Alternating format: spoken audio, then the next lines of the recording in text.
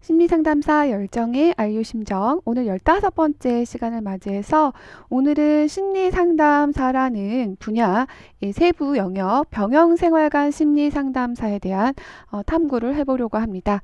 심리상담사에 대한 관심이 굉장히 부쩍 늘어가고 있는데요.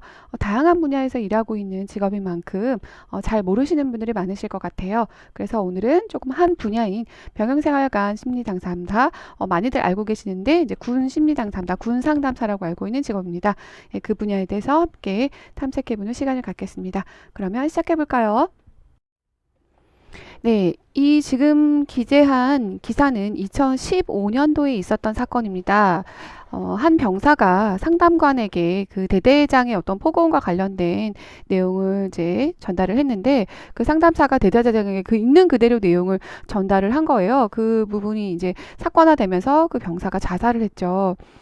그런 소식 때문에 상담관의 어떤 자질에 대한 의심 또는 이제 전문성에 대한 이제 그 인식이 확산되는 계기가 됐습니다. 그런 사건에 대한 기사를 좀 게재를 했는데요. 여기 이제 앵커의 멘트에 나와 있는 것처럼 국방부가 분류한 자격증을 보면 뭐 임상심리 전문가나 상담심리사 1급 등의 자격증을 이제 뽑아야 된다라고 게시는 해놨지만 실제 상담관의 어떤 2%에 불과한 사람들이었다. 네, 그러면서 실습이 전무한 그 사회복지사나 또는 직업상담사 등이 이제 선발이 돼서 활동을 하고 있는 상담가들이 전체 24%에 달했다라는 기사입니다. 나와 있는 것처럼 상담 전문가 입장에서는 저희는 이제 상담 그 전문가가 돼서 활동을 하기 위해서 또 임상 실습, 그다음 슈퍼비전, 수련 감독 등의 여러 가지 과정들을 거치는데 사회복지사 2급이나 직업상담사 쪽은 이제 이런 실습이나 수련과는 좀 거리가 멀잖아요. 근데 이론 가지고 딸 수 있는 부분이라서 네, 그런 부분에 대한 아쉬움을 좀 언급한 것 같습니다. 그래서 국방부가 2017년까지 이제 병영상담가를 늘리겠다라는 계획이었었고, 그와 관련해서 이제 전문가들을 많이 뽑으려고 하는 어떤 시도들이 있습니다. 근데 아무래도 이제 그 격오지나 또는 이제 지방 쪽 근무가 많다 보니까 그 양질의 어떤 상담관들을 뽑을 수 있는 그런 기회가 좀 부족한 건 사실입니다. 그러나 여러분들 많은 관심들을 가지고 계신다면 아마 입지나 조건들이 조금씩 더 나아지지 않을까라는 생각이 듭니다. 관심 있으신 분들은 오늘 제 강의를 듣고 또 여러 가지 준비하셨으면 좋겠습니다. 네, 그러면 군상담이란 어떤 역할들을 주로 하느냐? 다음 나와 있는 글을 보시면 복무 부적응을 하고 있는 이제 병사들에 대한 부적응 해소, 사고 예방, 그리고 이제 졸업이 아니죠. 제대를 하고 나서 이제 사회생활에 뛰어들었을 때 개인적인 어떤 성장, 변화를 위한 역량 강화에 대한 이제 진로 고민들을 하겠죠. 그 부분이 있고요. 그다음에 위기식별, 이제 이 관심사병이라고 해서 개인적으로 이제 정신적인 위기를 겪고 있는 이제 그 병사들에 대한 식별, 그리고 개입 관리를 통해서 이 부대가 안전하게 잘 나갈 수 있는 어떤 목표 달성에 기여하는 그런 부분이 있습니다. 근데 가장 중요한 부분이죠. 자살 예방 및 기타 사고 예방의 중점. 예, 전체 그 병사 10만 명당 뭐 자살을 하는 그 숫자는 비록 작지만 한 명의 생명이 굉장히 중요하기 때문에 이런 자살 예방에 대한 부분이 굉장히 중점적으로 이루어지고 있습니다.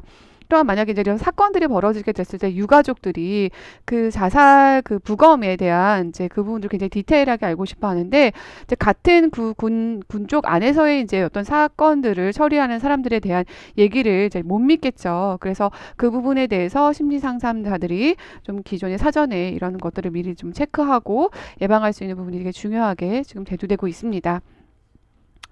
뭐 간부 상담을 통한 관리 기반 안정화 되는데 간부 상담이 지금 의무화 실시되고 있다고 합니다. 그래서 뭐 이제 간부들이 이제 밑에 있는 사병들을 잘 더 돌볼 수 있도록 이제 더 많이 애를 쓰는 그런 부분까지도 이제 군 상담사들이 이제 담당을 하고 있습니다. 뭐 아래 나와 있는 것처럼 뭐 또 이제 디테일하게 좀 얘기가 나와 있는데요. 장병 군인 가족들에 대한 사회복지 관련된 상담도 진행을 하고 있고요.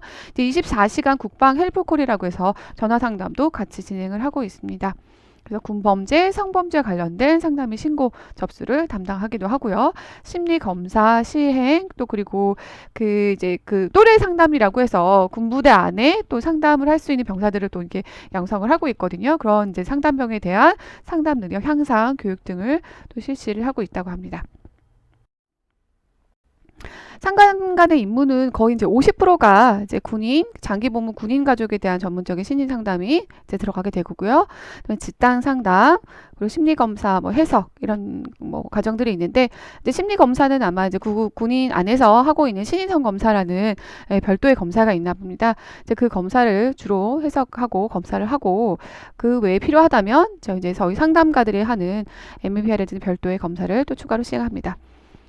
그리고 교육 활동들을 하죠. 자살 예방이라든 성폭력 예방이라든 인성교육에 대한 또 이제 군인 안에 또 또래 상담이라고 해서 그 별도의 또 프로그램을 운영하는 부대 같은 경우는 그런 것들을 좀 진행하고 있습니다.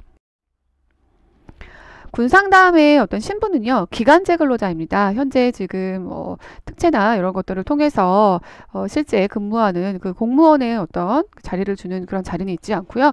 기간제 근로자라서 2년 계약 종료 이후에 다시 또 재계약을 해서 진행을 하다가 5년이 넘는 상황이 되면 이제 무기계약자로 전환을 하는 그런 방식으로 지금 하고 있고요. 급여 수준은 이제 286만 원대 수준인데 다른 어떤 별도의 금액이 포함되지 않은 금액이라고 보시면 될 것 같습니다. 그런데 아쉽게도 전문가로 활동을 하지만 비정규직이라서 호응 및 승진이 없어요. 그러니까 10년을 근무하든 20년을 근무하든 이 급여 수준을 그대로 유지한다는 거죠. 좀 안타깝지만 그런 상황입니다. 근데 현재 지금 심리 상담사로서 국가기관에 근무하는 상담사들이 보통 연봉이 이제 한 2,400, 아니면 2,400 이하거든요. 1,800에서 2,400 그 사이이기 때문에 이제 월 급여 280만 원 정도 수준 정도면 준수한 편입니다. 근무 기간은 일일 8시간, 근데 휴식 시간 뭐 주어지고 주 40. 시간을 지금 갖고 있습니다. 휴가는 연 15일이고요. 뭐 근무 기간 뭐 2년 지나고 나서부터는 뭐 휴가 일수가 뭐 1일씩 증가하는 걸로 알고 있습니다. 근데 워낙 이제 격오제나 지방 근무자들이 많다 보니까 숙소, 가용시 숙소 등을 지원해 주는 걸로 알고 있고요. 부대에 따라서 개인 차를 또 이제 좀 제공하는 부대가 있다고도 들었습니다. 상담관 채용에 필요한 역량은 이제 이러이러한 자격을 좀 갖춘 사람들인데요. 5년 이상, 공인 자격증은 이제 반드시 있어야 되고요. 그거와 학력, 경력 중 하나를 충족하는 사람을 이제 선발하게 되어 있습니다. 그래서 5년 이상의 상담 경험이 있는 사람, 또 심리 상담 이제 학사 소지자는 3년 이상, 또 이제 석사 소지자는 2년 이상의 상담 경험이 있는 사람을 이제 경력을 인정하고 있고요. 자격증은 이제 국가 자격증과 민간 자격증 두 가지로 나눠서 하나가 충족하시면 됩니다. 국가 자격증은 아래 나와 있는 것처럼 관련된 자격증이고요. 민간 자격증은 국방부 장관이 인정하는 임상심리학회, 상담심리학회, 상담학회 등에서 인정하는 자격증을 지금 인정하고 있습니다. 네, 선발 일정은 연 2회 2월이나 7월 국방부 홈페이지를 통해서 체크를 할 수가 있고요. 한국상담심리학회나 한국상담학회에 이제 가입되신 회원들 같은 경우는 이제 거기에 구인 이제 게시판에 또 공지가 되기도 합니다. 면접은 사례를 보고 의견을 적는다라고 되어 있는데요. 상담심리학회 2급이나 청소년 상담사 2급을 보신 분들은 그 관련된 면접을 비슷한 경험을 하셨기 때문에 아실 거예요. 사례를 좀 보고 나서 본인이 어떻게 사례 개념화를 하고 상담의 전략을 짜실지에 대한 의견을 적게 됩니다. 그리고 또 상담을 이제 시연하는 또 면접을 거치게 되는데요. 사병을 실드를 불러서 상담을 하는 시연을 하고 그에 대해서 점수를 체크하는 상당히 좀 엄격한 채용 과정을 거쳐서 선발을 하게 됩니다.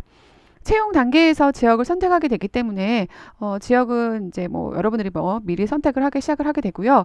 한 지역에서 3년간을 근무하고 그 3년간 근무 후에 자기가 원하는 지역에 따라서 자리가 났을 경우에 옮길 수도 있습니다. 이제 자리가 나야겠죠. 근데 격오지 같은 경우는 이제 1.5배 근무 경력을 쳐줍니다. 그래서 근무지 바꿔줄 때도 이제 이 사람들에게 우선권을 주기도 한다고 합니다. 네, 여기까지 병영생활관 심리상담사에 대해서 얘기를 나눠봤고요. 심리상담사란 타이틀을 가지고 일을 하지만 다양한 분야에서 일을 하고 계시는 우리 심리상담사란 직업에 대해서 다음 기회에 또 다른 강의로 찾아뵙겠습니다. 네, 오늘도 강의 들어주셔서 감사하고요. 여러분 행복하세요.